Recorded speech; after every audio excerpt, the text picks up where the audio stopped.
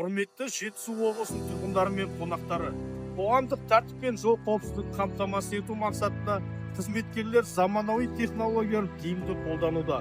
Соның бірі ұшқышсыз ұшу аппараты, яғни дрон. Бүгін қызметтік аумақта дрон ұшырылып, жол қозғалыс жағдайы әуеден бақылауға алынды. Дрон көмегімен жолдағы көлік ағыны, кептеліс ошақтары және жол қозғалыс ережелерін бұзу деректері жедел анықталды. Әсіресе қауіпті маневрлер жасау, белгіленген жерден өту және қауіпсіз белбеуін тақпау сияқты құқық бұзушылықтар жоғарыдан анық көрінді. Әуеден түсірілген бейнематериалдар нақты уақыт режимінде қызметкерлерге жіберіліп, тиісті шаралар жедел қабылданды. Бұл тәсіл жолдағы жағдайды жан-жақты бақылауға және бұзушылықтың алдын алуға мүмкіндік береді. Алдағы уақытта мұндай бақылау тәсілдерін кеңінен қолданылатын болады.